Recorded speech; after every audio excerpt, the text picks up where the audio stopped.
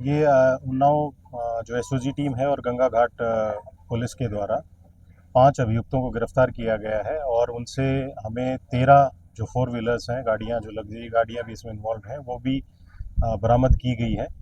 ये लोगों से धोखाधड़ी करते थे। एक इन्होंने कंपनी बना रखी थी, Trilochana legacy Infratech private limited के नाम से। उसका झांसा दे के ये कहते थे कि आपकी गाड़ी हम रेंट पे देंगे और मंथली उसमें रेंट 20,000 से 50,000 रुपये तक का हम आपको रेंट देंगे।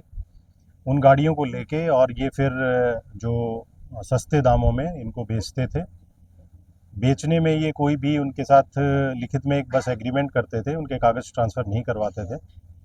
और जो महंगी गाड़ियां हैं, जैसे कि इसमें एक हाई क्रॉस भी बरामद हुई है, उस गाड़ी को भी ये 4-5 लाख रुपए में सस्ते दामों पे बेचते थे। ऐसे करके इन्होंने ये 13 गाड़ियां जो किराए के नाम पे ली थी, उनके ओरिजिनल ओनर से इनको धोखाधड़ी करके बेच दिया था। तो ये गाड़ियां हमारी बरामद हुई हैं। इसमें जो 5 अभियुक्त गिरफ्तार हुए हैं, इसमें शिवा गुप्ता, ऋतिक पाल, प्रसून सैनी, ऋषु गौतम और गौरव गौतम, ये 5 लोग इसमें गिरफ्तार हुए हैं।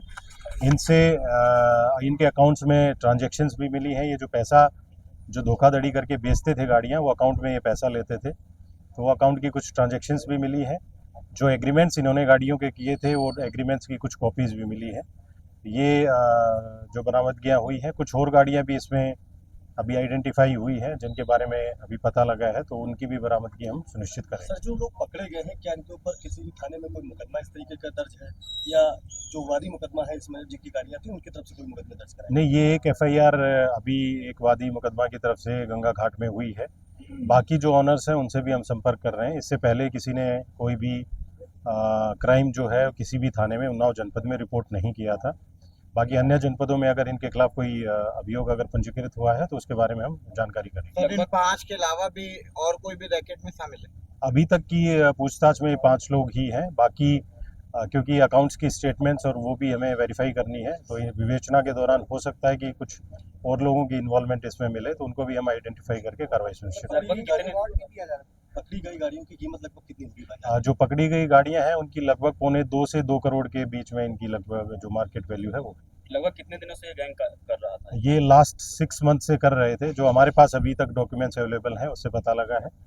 हो सकता है कुछ और विक्टिम्स सामने आए, उससे भी पता लगेगा कि इन्होंने और किन किन के साथ ये धोखाधड़ी की। विक्टिम्स केवल उन्नाव के हैं या अन्य जनपदों के भी अभी तक सामने हैं? अभी तक के में हमें उन्नाव जनपद के ही मिले हैं, कुछ लखनऊ के भी हैं।